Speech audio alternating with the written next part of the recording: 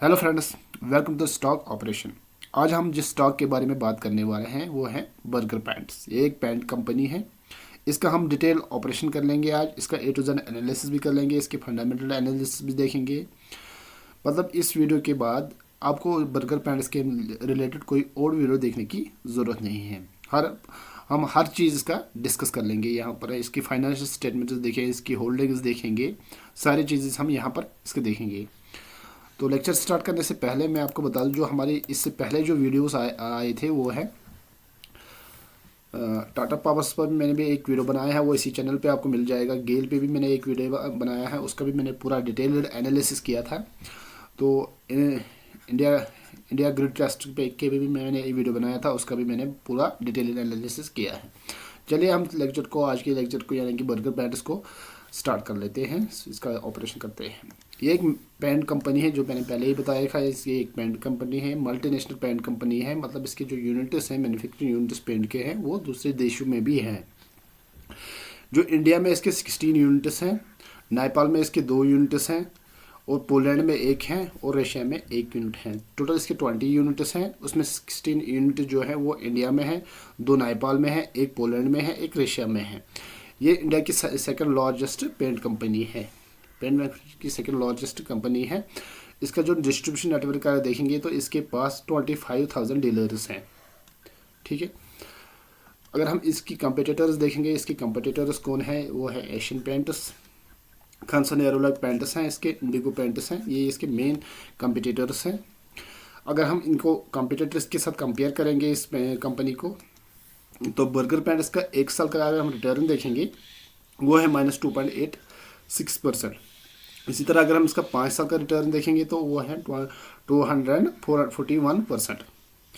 जो इसने डिविडेंड दिया है वो एक साल में एक बार दिया है, और किसके हिसाब से दिया है, ₹2.8 पर शेयर दिया है। इसका जो पीवी रेशियो अभी चल रहा है वो 96.28 है, और जिसका प्राइस जो शेयर प्राइस है वो 744 है।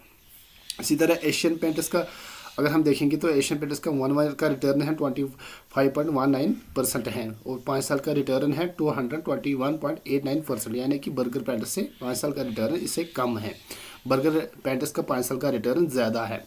तो मगर इसने डिविडेंड 1 साल में 2 बार दिया है। एक बार दिया है 3.65 पर शेयर, दूसरी बार दिया है 14.50 पर शेयर है। इसका जो अभी पीई रेशियो चल रहा है वो 96.38 पर चल रहा है, और इसका जो प्राइस चल रहा है वो 3,197 चल रहा है। इसी तरह का खानसाइन यूरोलाइक पैंट्स हैं, इसका जो 1 साल का रिटर्न है वो -6.11% है। इसी तरह इसका जो 5 ईयर का रिटर्न है 66.58% है, और इसने भी डिविडेंड 2 साल में 2 बार दिया है। एक बार ₹1.25 पर शेयर दिया है, दूसरी बार ₹4 पर शेयर दिया है। इसका जो अभी पी रेशियो चल रहा है वो 58.3 चल रहा है, और जो इसका प्राइस अभी चल रहा है वो 550.20 चल रहा है।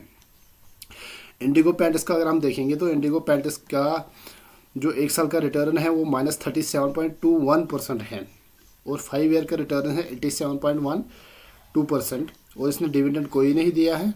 तो इसका जो अभी पीई रेशियो चल रहा है 129.24, और जो प्राइस चल रहा है 1988.50, जो इसका अभी प्राइस चल रहा है। अगर हम इसकी सपोर्ट और रेजिस्टेंस की बात करेंगे बर्गर पैंट्स की, तो इसका जो सपोर्ट है वो 734 पर है एक सपोर्ट, दूसरा सपोर्ट है 697 पर है, तीसरा सपोर्ट है 637 पर। अभी इसने इस सपोर्ट को ब्रेक किया है। अब जो इसकी रेजिस्टेंस है वो 794 है एक रेजिस्टेंस, दूसरी रेजिस्टेंस है 817 पर, और तीसरी रेजिस्टेंस है 877 पर। अभी इसका जो प्राइस चल रहा है 744 है।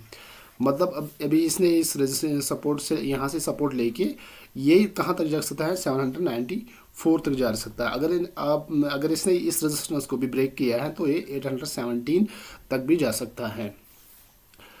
अगर हम इसकी फाइनेंशियल स्टेटमेंट देखेंगे, जो इसका रेन्यू ग्रो हुआ है 5 साल में वो 6.76% के हिसाब से ग्रो हुआ है, और जो इसका इनकम ग्रो हुआ है वो 14.2% के हिसाब से ग्रो हुआ है, और इसका जो मार्केट शेयर है 5 साल में वो 16.61% से बढ़ के 19.3% हो गया है। मतलब 3% का इसका बढ़ोतरी यहाँ मार्केट शेयर में हो गई है। ये एक अच्छा पॉइंट है, एक गुड पॉइंट है इसके लिए।